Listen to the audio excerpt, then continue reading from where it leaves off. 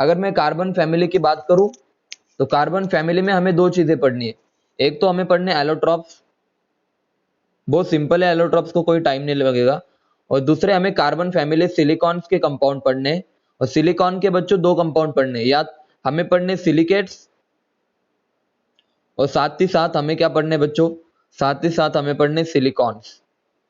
देखो सिलिकॉन्स क्या होते हैं, सिलिकेट्स क्या होते हैं, ठीक है ना, एलोट्रॉप्स ऑफ कार्बन क्या होते हैं। तो यहां से मैं बता रहा हूं आपको गारंटेड, देखो आज के लेक्चर से गारंटेड किसी भी एग्जाम में जाओ आपको 4 मार्क्स का क्वेश्चन दिखेगा, ठीक है ना बच्चों। गारंटेड आपके 4 से 8 भी, 8 तो नहीं लेकिन 4 मार्क्स तो गारंटेड आपको आ जाएंगे।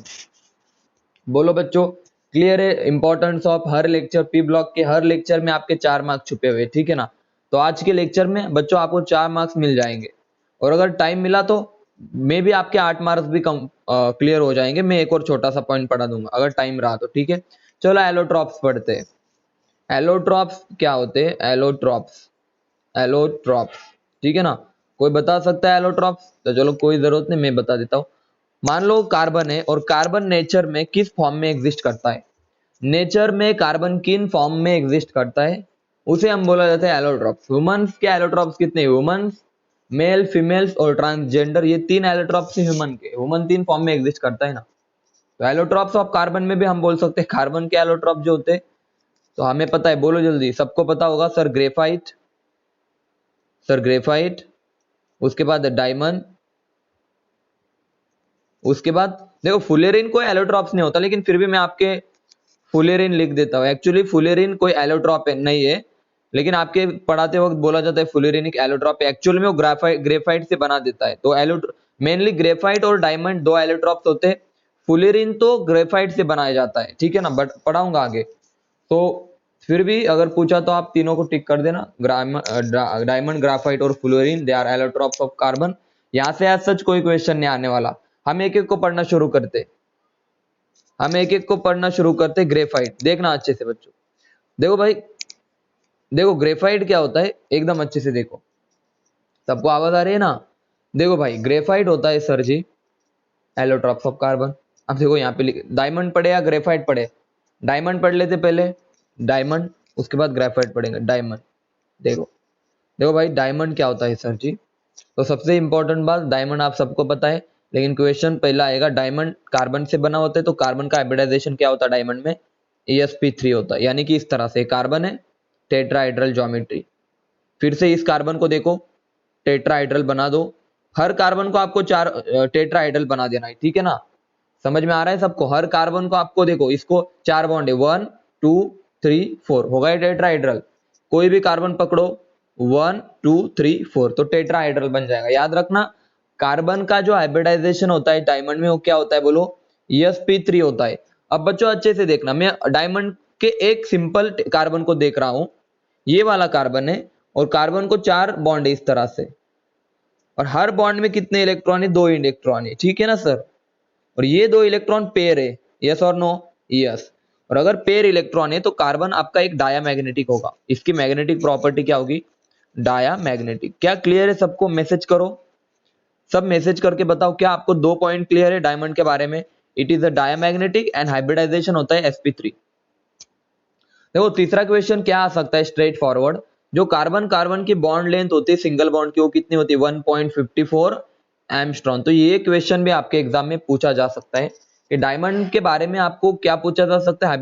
हाँ मैं एक बात बता रहा हूँ, नीट के लिए तो यहाँ से आए ना आए पता नहीं, लेकिन सीईटी के लिए 100% एक क्वेश्चन आता है। जो भी सीईटी की प्रिपरेशन कर रहे हैं, 100% एक क्वेश्चन यहाँ से आता है कि यहाँ से एलोट्रॉप्स ऑफ कार्बन सीईटी का मन पसंदीदा पॉइंट है। किसी भी ईयर आप जाके देखो, हर साल एलोट्रॉप्स ऑफ कार्बन से सीईटी में इक्वेशन पूछा जा चुका है, और नीट को भी आ सकता है, ऐसा कुछ नहीं है, ठीक है ना। तो जो भी सीईटी की प्रिपरेशन कर रहे हैं, याद रखना एलोट्रॉप जो पढ़ा रहा हूं वहां से कहीं से भी कौन सा भी क्वेश्चन आ सकता है, तो आपके लिए हर पॉइंट इंपॉर्टेंट है। चलो आगे बढ़ते। देखो डायमंड के बारे में 3 बातें बताई कि sp3 डायमैग्नेटिक एंड उसका जो लेंथ होती है carbon carbon which is 1.54। Next question क्या आ सकता है कि सर बॉन्ड ऑर्डर का आप कार्बन कितने है? कार्बन कार्बन में सिंगल बॉन्ड होता है, तो बॉन्ड ऑर्डर कितने बोलो, 1 है। समझे या नहीं समझे? बॉन्ड ऑर्डर ऑफ कार्बन कितना है बोलो, 1 है। ये पॉइंट क्लियर है सबको? मैसेज करो, यहां तक की बात है।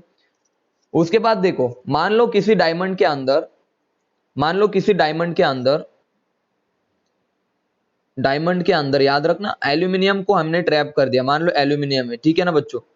तो बहुत अच्छे से देखना, डायमंड के अंदर अगर एल्यूमिनियम को ट्रैप किया हमने बच्चों, तो यहाँ पे इस डायमंड का कलर हो जाएगा ब्लू कलर। कौन सा कलर हो जाएगा? Blue colour. और ये वाला डायमंड बहुत ही ज्यादा महंगा होता है, ब्लू डायमंड, ठीक है ना। और डायमंड का स्ट्रक्चर भी 3D होता है, 3D स्ट्रक्चर। तो याद रखना, आपको एक क्वेश्चन आएगा डायमंड का स्ट्रक्चर कैसा होता है, तो याद रखना 3D स्ट्रक्चर होता है उसका। उसके बाद एल्यूमिनियम ड्रॉप करने के बाद कौन सा कलर हो जाएगा? डायमंड का ब्लू कलर हो जाएगा। मुझे बताओ अभी तक मैंने कितनी बातें बताई। और हाँ, कार्बन की वैलेंसी 4 होती है, तो आपको पता है डायमंड के अंदर। तो अभी तक मैंने कौन सी बातें बताई? सबसे पहली बात, hybridisation sp3, diamagnetic, carbon carbon bond length, bond order, और ब्लू डायमंड क्या होता है। समझे या नहीं समझे? कोई मैसेज करके बता सकता है क्या? आपको डाउट है? यहां तक सबको क्लियर है डायमंड के बारे में? और मैं बता रहा हूं स्ट्रेट, इससे ज्यादा कोई रिक्वायरमेंट नहीं है आपको पढ़ाई करने की डायमंड के बारे में, ठीक है ना। आइए हम ग्रेफाइट के बारे में, हाँ ग्रेफाइट के बारे में पढ़, ओ माय गॉड, आइए बच्चों ग्रेफाइट के बारे में पढ़ना शुरू करते हैं, ठीक है ना। चलो, ग्रेफाइट क्या होता है? तो सबसे पहला क्वेश्चन तो ये, सर इसका स्ट्रक्चर बता दो, ठीक है ना। तो देखो, ये कार्बन है, और कार्बन के पास 3 इलेक्ट्रॉन होते हैं ना ग्रेफाइट में। ये होते हैं इलेक्ट्रॉन पेयरिंग में, इधर बॉन्डिंग में, मतलब कुछ इस तरह से। देखो मैं, देखो कार्बन, पहले में डायमंड का, ग्रेफाइट का आप सबको पता है ग्रेफाइट का लेयर स्ट्रक्चर होता है वगैरह वगैरह, सब बचपन से पढ़ते आए। मान लो ये ग्रेफाइट है, हेक्सागोनल रिंग्स होती है, ठीक है ना। और ऐसे लेयर होते हैं बहुत सारे, ये ऊपर वाला लेयर है, ऐसे नीचे लेयर होता है, ठीक है ना बच्चों। और याद रखना, मैं अभी इलेक्ट्रॉन दिखा रहा हूं, बहुत अच्छे। ये कार्बन है, मान लो ये 2 कार्बन, ये तीसरा carbon, 4th carbon, 5th carbon, 6th carbon, ऐसे कार्बन से बहुत सारे। अब अच्छे से देखना, कार्बन के यहाँ पे कितने बॉन्ड लिखे मैंने, बोलो जल्दी। कार्बन के यहाँ पे मैंने जो बॉन्ड दिखाए ना बच्चों, याद रखना यहाँ पे मैंने, और हर कार्बन को 3 बॉन्ड दिखा के रखे, यानी कि इसका मतलब क्या होता है याद रखना। हर कार्बन के 3 बॉन्ड का मतलब क्या होता है सर? एक मिनट रुक जाओ, हाँ बच्चों देखो, सर हर का, एक मिनट, हाँ देखो सर, हर कार्बन के 3 बॉन्ड है, बोले तो सर हर, ये कार्बन है मान लो, और इस कार्बन के पास 1, 2 और 3 इलेक्ट्रॉन है, ठीक है ना। और याद रखना, यहाँ पे क्या होता है ग्रेफाइट के केस में, इस कार्बन के पास एम्प्टी ऑर्बिटल होता है, और जो 4th इलेक्ट्रॉन होता है ना कार्बन का, 4th इलेक्ट्रॉन, और 4th इलेक्ट्रॉन इसके अंदर होता है। समझ में आया सबको? और अब याद रखना, हर कार्बन के पास सेम कहानी, इस कार्बन के पास भी एक एम्प्टी ऑर्बिटल और 3 इलेक्ट्रॉन बॉन्ड में होंगे, 1, 2, इधर आ जाएगा तीसरा इलेक्ट्रॉन, और इसके पास भी होगा इलेक्ट्रॉन। बोले तो सर हर कार्बन के पास बेंजीन की तरह है ना, कुछ तो भी बेंजीन की तरह दिख रहा है सबको। इन केस ऑफ ग्रेफाइट, बच्चों याद रखना, ग्रेफाइट के केस में हर कार्बन के पास 3 इलेक्ट्रॉन हो गए बॉन्डिंग में, और 1 इलेक्ट्रॉन हो गए पी ऑर्बिटल में, जो कि अनपेयर होगा, डी लोक, मतलब मैं बोल सकता हूं एक फ्री इलेक्ट्रॉन होगा, एक फ्री इलेक्ट्रॉन होगा, और 3 इलेक्ट्रॉन बॉन्ड बनाएंगे। मैसेज करके बताओ, क्या ग्रेफाइट के बारे में ये वाली चीज सबको क्लियर है? बच्चों जल्दी से बताओ कि ग्रेफाइट के बारे में ये वाली चीजें सबको क्लियर है। अब और अच्छे से मैं बता देता हूं आपको होता क्या है। देखो यहाँ पे तो सब इलेक्ट्रॉन पेयर हो गए, मतलब यहाँ पे दिख रहे हैं ना, ये तो पेयर इलेक्ट्रॉन है, लेकिन याद रखना यहाँ पे होगा क्या, सुनो अच्छे से। मान लो मेरे पास 2 कार्बन है, ये वाला एक कार्बन है, और इसके साइड वाला कार्बन है ग्रेफाइट का, और हर कार्बन के पास 3 इलेक्ट्रॉन है, और 1 इलेक्ट्रॉन क्या है बताओ जल्दी, इनका पी ऑर्बिटल में। लेकिन होगा कि ये दोनों इलेक्ट्रॉन भी क्या करेंगे, एक दूसरे के साथ पेयर करेंगे और डबल बॉन्ड बना देंगे, दैट इज पाई बॉन्ड। समझ में आया सबको? यानी कि ग्रेफाइट के हर कार्बन का जो इलेक्ट्रॉन है ना, अब देखो, अब समझ में आएगा आपको। देखो देखो देखो, ग्रेफाइट का जो हर कार्बन का इलेक्ट्रॉन है ना बच्चों, बहुत अच्छे से सुनना और देखना अच्छे से मैं क्या बताना चाहता हूं। देखो, हाँ देखो, ये 2 इलेक्ट्रॉन है ना, देखो ये 2 इलेक्ट्रॉन है ना, ये वाले, इनके बीच में बच्चों क्या होगा देखना अच्छे से, समझना। इन दोनों के बीच में देखो, यहाँ पे एक इलेक्ट्रॉन, इन दोनों के बीच में ओवरलैपिंग हो जाएंगी, और ओवरलैपिंग की वजह से आपको पता है इलेक्ट्रॉनों का डीलोकलाइजेशन होगा बच्चों, सही है ना। देखो पी ऑर्बिटल है बहुत सारे, और बेंजीन की तरह दिखाई दे, इलेक्ट्रॉन ऐसे घूमेंगे इसमें, यानी कि इलेक्ट्रॉन पेयरिंग तो हो जाएंगे, पेयरिंग हो जाएंगे बोले तो डायामैग्नेटिक, डायामैग्नेटिक। समझ में आया सबको? देखो 2 इलेक्ट्रॉन एक दूसरे के साथ पेयर कर लेंगे, समझ में आया सबको? बोलो जल्दी। तो ग्रेफाइट एक डायामैग्नेटिक है, और इलेक्ट्रॉन का फ्लो होता है बोले तो it is electrically good conductor, यानी कि ग्रेफाइट एक गुड कंडक्टर क्यों है, बिकॉज उसके अंदर इलेक्ट्रॉन का डिलोकलाइजेशन होता है। क्या आप सबको आज क्लियर हो गया कि ग्रेफाइट के बारे में दो चीजें मैंने क्या बताई। सबसे पहले जो ग्रेफाइट होता है बच्चों याद रखना, ग्रेफाइट के बारे में दो चीजें। और आपको पता है अब हाइब्रिडाइजेशन क्या हो जाएगा, कार्बन का हाइब्रिडाइजेशन क्या हो जाएगा, आप खुद से बताओ। डबल बॉन्ड बन गए तो हाइब्रिडाइजेशन ऑफ कार्बन हो जाएगा बच्चों sp2। ये सबसे first question, sp2 is hybridisation of the carbon.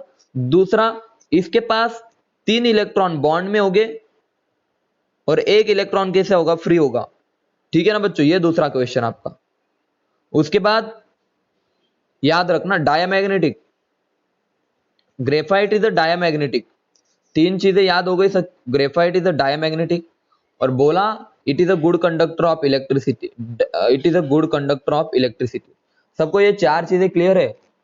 उसके बाद ब्लैक होता है, यह सबको पता है, सारे दुनिया को पता है ग्रेफाइट ब्लैक होता है। ठीक है ना।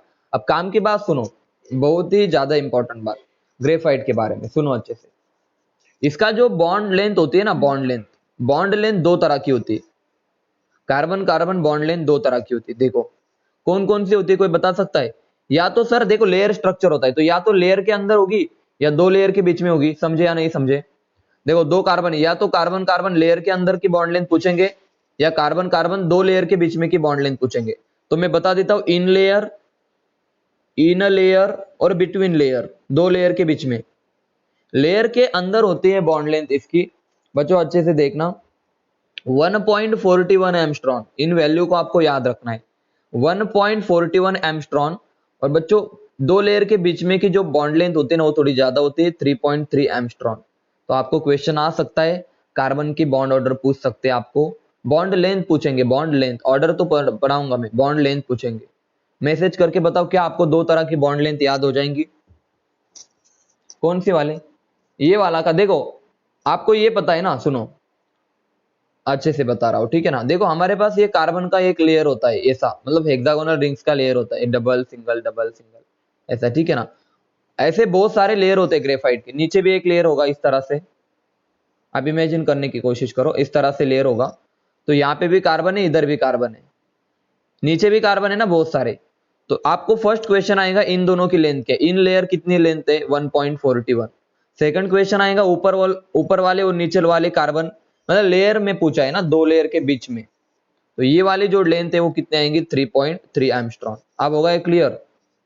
कार्बन कार्बन बिटवीन लेयर पूछा है, बिटवीन लेयर पूछा है, कार्बन कार्बन इन लेयर पूछा है। तो हाँ, तो याद रखना ये वैल्यू बहुत इंपॉर्टेंट है। आपको लग रहा होगा कि कभी कभी एनसीईआरटी में लिख के, मतलब देखो हर एक चीज का कुछ ना कुछ इंपॉर्टेंस होता है। ठीक है ना। तो ये चीजें आपको याद रखनी है अच्छे से। अब एक इंपॉर्टेंट बात सुनो, ग्रेफाइट के 2 फॉर्म होते हैं, मैं बता देता हूँ। ग्रेफाइट का एक होता है अल्फा फॉर्म और बताओ दूसरा होता है बीटा फॉर्म। देखो आप यहाँ से क्या क्वेश्चन आएगा, अगर आया तो मैं एडवांस की बातें बता रहा हूँ थोड़ा सा आपको, यहाँ से क्वेश्चन आया तो ग्रेफाइट को जो बीटा फॉर्म होता है वो ज्यादा स्टेबल होता है अल्फा फॉर्म से। और दोनों मिलके, अगर आपने सॉलिड स्टेट पढ़ा होगा, अगर नहीं भी पढ़ा होगा तो याद रखो मैं आगे पढ़ाने वाला हूँ। इनकी जो पैकिंग होती है वो होती है हेक्सागोनल क्लोज पैकिंग। तो यहां से क्वेश्चन आएगा। अरे भाई कॉमन सी बात है, आपको जरूरत भी नहीं, आप ग्रेफाइट पता है ना आपको यार कैसा होता है, हेक्सागोनल रिंग होती है, तो इनमें पैकिंग कौन सी होगी? आप खुद से बताओ इनमें पैकिंग कौन सी होती है, बताओ यार इनमें पैकिंग कौन सी होती है? हेक्सागोनल क्लोज पैकिंग होती है, that is hexagonal close SCP. तो याद रख लेना ये कोई क्वेश्चन नहीं था, लेकिन हाँ कुछ बच्चे इतने सिंपल क्वेश्चन को भी गलत कर देंगे। आपको अगर ग्रेफाइट नॉर्मल पता भी होगा ना हेक्सागोनल है, तो उसकी पैकिंग भी कौन सी होगी? Hexagonal close packing. क्लियर है सबको? अभी जल्दी बताओ, ग्रेफाइट के बारे में इतनी बातें क्लियर है। अब फाइनल इंपॉर्टेंट बात देखो, इंपॉर्टेंट बात क्या है, बॉन्ड ऑर्डर ऑफ ग्रेफाइट। तो बहुत बच्चे बॉन्ड ऑर्डर लिखते समय क्या कर देंगे, कोई बच्चे 1.5 करके आ जाएगा सर, लेकिन गलत कर दोगे। मैं बता रहा हूं बॉन्ड ऑर्डर क्या होता है इसका।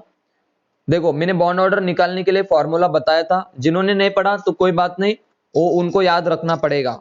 जिन्होंने पढ़ा आपको पता है 1 प्लस, देखो याद रखना भाई एकदम अच्छे से देखना, एक पाई बॉन्ड एक कितनी जगह पे शेयर है? देखो एक पाई बॉन्ड कितनी जगह पे शेयर होगा, आप खुद बताओ। 3 जगह पे शेयर होगा, तो 1/3। तो सिंपल बॉन्ड ऑर्डर इसका आएगा 1.33। तो ये वैल्यू भी याद हो गई आपको, बहुत है बॉन्ड ऑर्डर ऑफ ग्रेफाइट अगर पूछा। तो याद रखना bond order of graphite is 1.33। तो अब मुझे बताओ बॉन्ड ऑर्डर ऑफ ग्रेफाइट पूछा, बॉन्ड ऑर्डर ऑफ ग्रेफाइट पूछा तो आप बोलोगे सर 1.33, और बॉन्ड ऑर्डर ऑफ डायमंड पूछा तो कितने आएंगे बच्चों जल्दी बताओ, डायमंड आएंगे 1.0। क्लियर है सबको? ग्रेफाइट और डायमंड का बॉन्ड ऑर्डर समझे? सीधा क्वेश्चन आता है आपके एग्जाम में। चलो ठीक है, चलो आगे बढ़ते हैं। अभी थोड़ा सा काम की बातें पढ़ लेंगे। सबको डायमंड और ग्रेफाइट के बारे में इतनी बातें पता चल गई? जल्दी बताओ, जल्दी बताओ, क्या यहां तक की बातें क्लियर है कि ग्रेफाइट की बॉन्ड लेंथ, कलर, कैसा दिखता है, क्यों ऐसा दिखता है, कैसे फॉर्म होते हैं, अल्फा फॉर्म, बीटा स्टेबल होता है अल्फा फॉर्म से। अब बच्चों याद रखना दोनों भी डायामैग्नेटिक होते हैं, दोनों भी डायामैग्नेटिक होते हैं, तो उसमें कोई डरने की बात नहीं है। अब काम की चीज सुनो, ग्रेफाइट और डायमंड में क्या होता है। देखो बच्चों, ग्रेफाइट जो होता है ना, ये किस में कन्वर्ट होता है? डायमंड में कन्वर्ट होता है, लेकिन बहुत दिन लगते हैं, इसको बहुत साल लग जाते हैं, करोड़ों साल भी लग सकते हैं। ठीक है ना?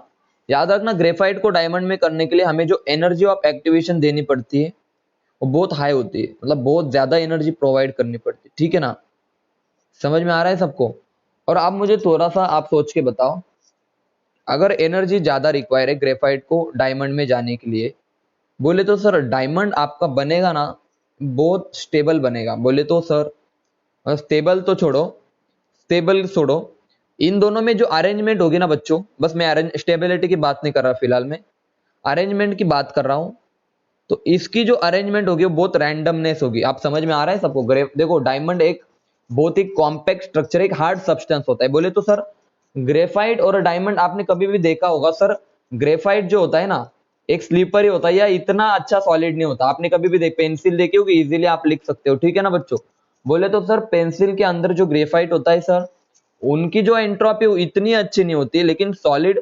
और डायमंड की अगर बात करो तो डायमंड की एंट्रोपी 0 के आसपास होती है। बोले तो बहुत अच्छा सॉलिड है। तो अगर आपसे एंट्रोपी पूछा, एंट्रोपी में पढ़ा चुका हूं, ये क्वेश्चन आपके रैंक बच्चों, ये क्वेश्चन बहुत खतरनाक वाला है। एंट्रोपी पूछी है तो याद रखना ग्रेफाइट की एंट्रोपी क्या होगी? रैंडमनेस ज्यादा होगी डायमंड से। तो ये क्वेश्चन आने लायक है। समझ में आया सबको? Entropy of graphite is more than diamond. समझ में आया सबको? मैसेज करके बताओ क्लियर है सबको? थर्मोडायनेमिक्स देखो सारे चैप्टर्स पी ब्लॉक में आते हैं, रेडॉक्स आता है, थर्मोडायनेमिक्स आता है। आगे बढ़ता हूं, दूसरा इंपॉर्टेंट बात, वॉल्यूम की बात अगर किया, देखो वॉल्यूम भी देखो, आप खुद बताओ वॉल्यूम किसका ज्यादा होना चाहिए? थोड़ा सा दिमाग पे जोर डाल के बताओ, वॉल्यूम किसका ज्यादा होना चाहिए? आप सोच के बताओ, ग्रेफाइट और डायमंड। अब मैं आपसे बताओ, देखो थोड़ा सा आपको सॉलिड स्टेट के अप्रोच, जिनको सॉलिड स्टेट नहीं आता उनको फाइनल रिजल्ट याद रखना है, सॉलिड स्टेट बताऊंगा। देखो थोड़ा सा सोचो, ग्रेफाइट थोड़ा सा क्या होता है, बोलो यार आपने देखा होगा कि सर, और भाई सुनो, बहुत अच्छे से सुनो, डेंसिटी जो होती है ना, अब मुझे बताओ, मैंने बताया आपको वॉल्यूम ग्रेफाइट का ज्यादा होता है डायमंड से। ये सब एक्सपेरिमेंटल, आप चेक, आपको लग रहा होगा कि सर डायमंड का होना, ऐसा कुछ नहीं होता। ठीक है ना? ग्रेफाइट का वॉल्यूम ज्यादा होता है डायमंड से। और अगर वॉल्यूम ज्यादा है तो डेंसिटी क्या होगी? जल्दी बताओ। वॉल्यूम ज्यादा है तो डेंसिटी कम होगी। तो याद रखना आपके दो क्वेश्चन तो यही क्लियर हो गए। डेंसिटी बहुत बच्चे को कुछ समझ में नहीं आता क्या चल रहा है, और वॉल्यूम मैं इनको सॉलिड स्टेट से भी पढ़ा सकता हूँ, लेकिन अभी रिक्वायरमेंट नहीं लग रही मुझे। ग्रेफाइट का वॉल्यूम ज्यादा होता है डायमंड से, और सिमिलरली डेंसिटी जो होती है, डायमंड की डेंसिटी ज्यादा होगी ग्रेफाइट से, क्योंकि इनवर्सली प्रोपोर्शनल होता है। Density is equal to mass upon volume. अगर वॉल्यूम किसी का ज्यादा है तो डेंसिटी उसकी कम होगी। समझे या नहीं समझे? यहां से कोई भी बच्चा इन पॉइंट को मिस नहीं करेगा। मैसेज करके बताओ, डेंसिटी और volume of diamond and graphite सबको क्लियर है? कहीं से भी आपके एग्जाम में क्वेश्चन आ सकते हैं, तो आपको रेडी रहना है हर वक्त। ठीक है ना? चलो आगे बढ़ते हैं। देखो बच्चों आगे बढ़ते हैं। अब मैंने क्या किया, ग्रेफाइट लिया,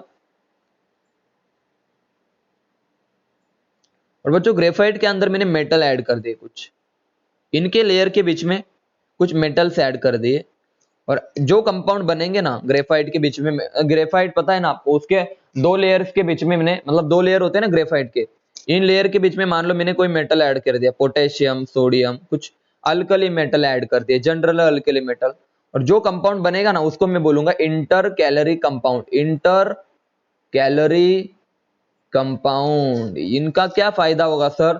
तो ग्रेफाइट से भी ज्यादा ये इलेक्ट्रिकल कंडक्टिविटी करेंगे, मतलब इनकी वेरी हाई इलेक्ट्रिकल कंडक्टिविटी होगी, very high electrical conductivity. Sir ऐसा क्यों हुआ, आप खुद से बताओ, मुझे बताओ। लेयर्स के बीच में इलेक्ट्रॉन भाग रहे थे, समझ में आया सबको ग्रेफाइट के केस में, लेकिन मैंने बीच में अगर कोई मेटल डाल दिया तो K प्लस 1 इलेक्ट्रॉन, बोले तो सर ये मेटल का क्या फायदा हुआ, ये दोनों को लेयर को भी जोड़ देगा। बोले तो इलेक्ट्रिकल कंडक्टिविटी पहले एक लेयर में हो रही थी, ऊपर वाले नीचे वाले, आप कहां पे होगी इलेक्ट्रिकल कंडक्टिविटी, सब जगह पे होगी। बोले तो इनकी इलेक्ट्रिकल कंडक्टिविटी बढ़ जाएंगी। समझ में आया मेटल ऐड करने से क्या फायदा हुआ, मैसेज करके बताओ। इंटर कैलोरी कंपाउंड का मीनिंग समझ में आया सबको। ग्रेफाइट के अंदर जैसे हमने मेटल ऐड किए उनकी इलेक्ट्रिकल कंडक्टिविटी बढ़ जाएंगी। चलो क्लियर है सबको। ग्रेफाइट के अंदर जैसे हमने मेटल ऐड किए उनकी इलेक्ट्रिकल कंडक्टिविटी बढ़ जाएगी। तो ये फायदा होता है इंटर कैलोरी कंपाउंड का। दूसरी इंपॉर्टेंट बात, पोटेशियम जनरली हम यहाँ पे अगर क्वेश्चन आया which metal use in a case of inter calorie compound, तो याद रखना पोटेशियम इज जनरली यूज, समझे। तो आपको ऑप्शन में पोटेशियम गिवन होगा। जनरली हम पोटेशियम को यूज करते हैं क्योंकि ये ज्यादा फिट बैठता होगा, ये दो लेयर के बीच में ज्यादा फिटेड होगा। ये यही तो रीजन होता है ना कि जो अच्छा है उसी को हम जनरली यूज करेंगे। समझ में आया सबको। अगर क्वेश्चन आया इंटर कैलोरी कंपाउंड में कौन सा मेटल यूज किया जाता है जनरली ग्रेफाइट के साथ, तो याद रखना potassium is the best metal which is use. समझे बच्चों, मैसेज करो, क्लियर है सबको। अब देखो मान लो मेरे पास पोटेशियम है, ये मेरे पास बच्चों पोटेशियम है और इसके साथ मैंने ग्रेफाइट लिया, बोलो vapour of graphite, vapours of graphite, ये ग्रेफाइट है, यहाँ पे लिख देता हूँ ग्रेफाइट। तो बच्चों क्या होगा, तो देखो अभी मैं क्या बनाता हूँ, इनकी रिएक्शन होने के बाद मान लो मेरे पास कोई कंपाउंड बना जिसमें एक पोटेशियम और 60 कार्बन थे, फिर से मैंने इसके साथ रिएक्शन की, C48K बना, देखना अच्छे से, आपको याद नहीं रखना। फिर से मैंने और हीट किया इसको और रिएक्शन की, तो C36K बनेगा। वापस से रिएक्शन की, C24K बनेगा, मतलब 24 कार्बन एक पोटेशियम, और एट द एंड हमारे पास एक कंपाउंड बनेगा C8 और K। याद रखना ये जो इंटर कैलोरी कंपाउंड था हमारे पे, सारे इंटर कैलोरी कंपाउंड है, ठीक है ना, सारे के सारे इंटर कैलोरी कंपाउंड है, लेकिन फाइनली हमारे पास जो बना ना, it is act as a super conductor, इसकी कंडक्टिविटी बहुत ज्यादा होगी, it is act as a super conductor. समझे या नहीं समझे। तो जैसे जैसे हम कार्बन कम करते जा रहे हैं वैसे वैसे कंडक्टिविटी बढ़ती जा रही है। समझ में आया सबको कंडक्टिविटी कैसे बढ़ती जा रही है। तो देखो आपको ये कोई याद रखने की जरूरत नहीं है, लेकिन हाँ इतना तो आप बता सकते हो ना सर, C8K एक सुपर कंडक्टर है जिसकी कंडक्टिविटी बहुत ज्यादा है। तो अगर मैं आपसे क्वेश्चन पूछूं C8K, C24K, C46 यहाँ पे लिख देता हूँ 36K और C48 की, आप खुद से बताओ सबसे ज्यादा कंडक्टिविटी किसकी होगी, तो आप बताओगे सर इसकी कंडक्टिविटी सबसे ज्यादा होगी। समझ में आया सबको। क्वेश्चन आ सकता है आपके एग्जाम में, which is the good conductor. तो याद रखना अगर n की वैल्यू छोटी है, n की वैल्यू छोटी है तो कंडक्टिविटी क्या होगी आपकी, बढ़ेंगी। मैसेज करो क्या आपको इंटर कैलोरी कंपाउंड के ऊपर के क्वेश्चन सॉल्व हो जाएंगे। ये क्वेश्चन आ सकता है, इसके अलावा कोई क्वेश्चन नहीं आएगा आपके एग्जाम में। बोलो भाई क्लियर है सबको, बहुत अच्छे से क्लियर है इंटर कैलोरी कंपाउंड से क्या क्वेश्चन आएगा।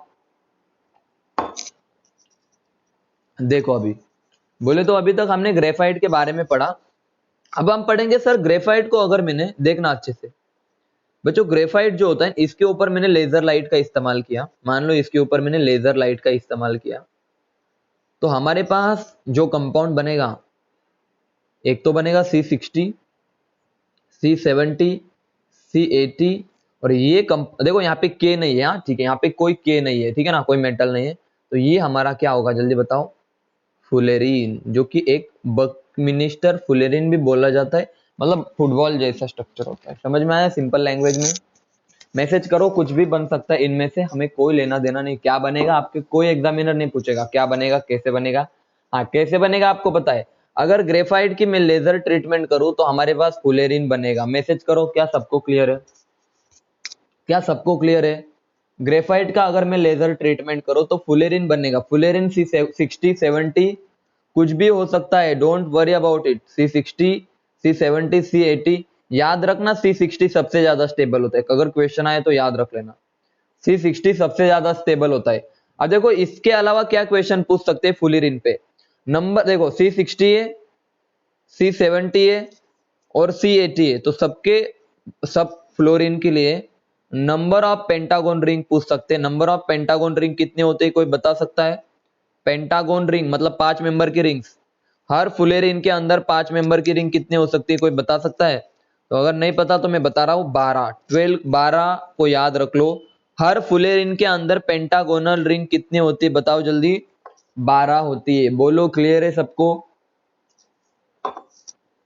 मैसेज करके बताओ।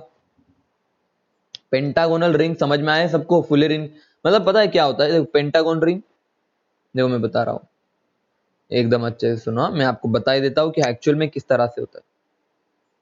Pentagonal ring, hexagonal ring. Pentagonal ring मतलब पेंटागोनल रिंग, हेक्सागोनल रिंग, ऐसे करते करते एक बन जाता है। क्या बन जाता है? एक फुटबॉल बन जाता है। समझ में आ रहा है सबको? ऐसे हेक्सागोनल, पेंटागोनल। तो आप समझने की कोशिश करो फुलेरिन कैसा दिखता होगा। लेकिन याद रखना नंबर ऑफ, भाई याद रखना अच्छे से, बहुत अच्छे से सुनना। नंबर ऑफ हेक्सागोनल रिंग कितनी होगी? Number of hexagonal ring, hexagonal ring उसका फॉर्मूला मैं बता रहा हूं, n/2 माइनस 10। ये फॉर्मूला याद रख लो, मैं अभी इसको अप्लाई करना बता रहा हूं। क्या फॉर्मूला है पढ़ो बच्चों। नंबर ऑफ हेक्सागोनल रिंग निकालने का फॉर्मूला बताओ। बहुत बार नीट और सीईटी आपके एग्जाम में क्वेश्चन पूछ चुकी है, यहां से क्वेश्चन आने के चांसेस 100% है। अभी तक शायद कम क्वेश्चन आए यहां से, अब आने के चांसेस इस साल नीट और सीईटी के एग्जाम में आपको नंबर ऑफ हेक्सागोनल रिंग से क्वेश्चन आ सकता है। तो कैसे निकालेंगे बोलो जल्दी। फॉर एग्जाम्पल C60 है बच्चों, याद रखना C60 में पेंटागोनल रिंग कितनी होती है? देखो पेंटागोनल रिंग कितनी होती है? 12 होती है, ठीक है ना। चलो सर ये क्लियर है। अब n की वैल्यू कितनी यहाँ पे? तो ये होती है आपकी n की वैल्यू। n की वैल्यू यहाँ पे 60 है। तो हेक्सागोनल रिंग कैसे निकालेंगे? n/2 माइनस 10, तो कितना आ जाएगा आंसर बताओ। 60/2 माइनस 10 तो कितना आएगा? 30 माइनस 10 कितना? 30 माइनस 10 कितना?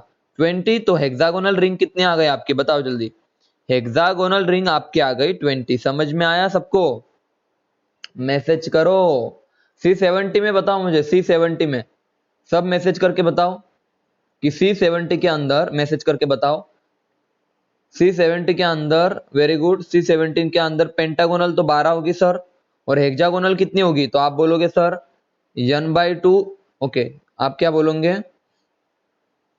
आप बोलोगे sir n/2 minus 10, n is 70, तो आप बोलोगे 70/2 माइनस 10, तो 35 माइनस 10 कितना? तो नंबर ऑफ हेक्सागोनल रिंग आपके पास आ जाएंगे बच्चों 25। समझ में आया सबको नंबर ऑफ हेक्सागोनल रिंग कैसे कैलकुलेट करते हैं? बताओ जल्दी से सबको। बच्चों क्लियर है हाँ या ना? बताओ जल्दी से। नंबर ऑफ हेक्सागोनल रिंग सबको कैलकुलेट करते आ जाएंगी, सबको आ जाएंगे कैलकुलेट करते n/2 माइनस 10, ठीक है ना। और n की वैल्यू आपकी 60, 70, 80 मतलब इवन होगी। चलो आगे बढ़ता हूं अभी मैं। एक क्वेश्चन बहुत फेमस क्वेश्चन है, यहां से क्वेश्चन आ सकते। देखो मैंने एलोट्रॉप ऐसा पढ़ा है ना आपको, कोई क्वेश्चन छूटेगा ही नहीं। Famous question, stability of graphite, diamond और फुलेरिन, इनमें से आपको पूछा है कौन ज्यादा स्टेबल होगा। तो अकॉर्डिंग टू यू बताओ यार कौन ज्यादा स्टेबल होना चाहिए। मैसेज करके बताओ सबसे ज्यादा स्टेबल कौन है। सब मैसेज करके बताओ आपके अकॉर्डिंगली। डायमंड होना चाहिए, और बताओ ग्रेफाइट होना चाहिए, और बताओ। देखो जिन लोगों ने सोचा डायमंड, बिल्कुल सही सोचा, लेकिन ये अपनी सोच है। हम 10 तक यही पढ़ते आए कि डायमंड होना चाहिए था। किसी ने बढ़ाया तो नहीं हमें, लेकिन फिर भी। लेकिन याद रखना जो नेचर में सबसे ज्यादा पाया जाता है वो ज्यादा स्टेबल माना जाता है। तो ये रीजन होता है कि आपका ग्रेफाइट सबसे ज्यादा स्टेबल होता है, देन डायमंड, और सबसे कम होता है fullerene. This is the most important result. Nature में जो सबसे ज्यादा पाया जाता, आज से रिमेंबर, यहाँ पे आपको कोई रीजन नहीं पूछेगा, लेकिन पॉसिबल रीजन में बता रहा हूं। स्टेबिलिटी कौन ज्यादा होती है, तो याद रखना नेचर में सबसे ज्यादा कौन पाया जाता है, तो ग्रेफाइट पाया जाता है। उसके बाद डायमंड, फुलेरिन तो बनाते हैं, ठीक है ना। तो सबसे ज्यादा स्टेबल ग्रेफाइट होता है। स्टेबिलिटी ऑर्डर सबको क्लियर है? मैसेज करो। थर्मोडायनेमिकली भी ग्रेफाइट ज्यादा स्टेबल होता है, यहाँ पे लिख देता हूं। थर्मोडायनेमिकली आपका ग्रेफाइट ज्यादा स्टेबल होता है, ठीक है ना।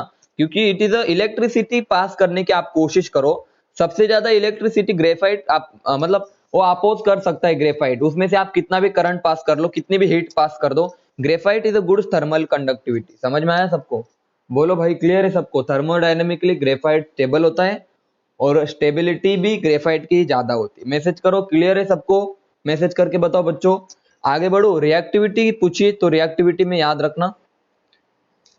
एक मिनट, हाँ, क्या डाउट है आपका? तो आपने पहले क्यों कहा डायमंड बोथ? देखो, मैंने बोला था वहां पे, पूरा बोला भी नहीं था। आप रिकॉर्डेड लेक्चर देखो, मैंने बोलते समय एक बोला था कि स्टेबिलिटी की बात हम बाद में करेंगे। याद आया कुछ? अरे वो अरेंजमेंट उसकी स्टेबल है, बोले तो उसका कॉम्पैक्ट स्ट्रक्चर है, ठीक है ना। मैंने बोला था स्टेबिलिटी की बात हम बाद में करेंगे। वो कॉम्पैक्ट स्ट्रक्चर है, सॉलिड है, बोले तो उसकी एंट्रोपी कम होगी। हाँ, उसकी एंट्रोपिक और स्ट्रक्चर के बारे में बात कर रहा था मैं, ठीक है। अब रिएक्टिविटी पूछी तो आप खुद बता दो अभी रिएक्टिविटी किसकी ज्यादा होगी। तो आप बोलोगे सर सबसे ज्यादा रिएक्टिव होगा फुलेरिन। समझे अभी? फुलेरिन, उसके बाद ग्रेफाइट होगा रिएक्टिव। अब यहाँ पे गलती मत कर देना, कुछ बच्चे बोलेंगे सर ग्रेफाइट को पीछे ले जाओ, लेकिन ऐसा कुछ नहीं है, ठीक है ना। तो ये आप सही सोच सकते हो, सर कम रिएक्टिव डायमंड है, ज्यादा रिएक्टिव ग्रेफाइट है और उससे ज्यादा फुलेरिन। अब आपका दिमाग में आ जाएगा कि सर एक काम करो सर, होना तो यही चाहिए था ना कि सर देखना, होना तो यही चाहिए था सर, अगर डायमंड रिएक्टिव है, अगर स्टेबल ग्रेफाइट है तो कम रिएक्टिव होना चाहिए था, लेकिन ऐसा नहीं। इसका ऑर्डर आपको याद ही रखना है, केमिकल रिएक्शन की बात चल रही, ठीक है ना। फुलेरिन, ग्रेफाइट और डायमंड, ये ऑर्डर होता है।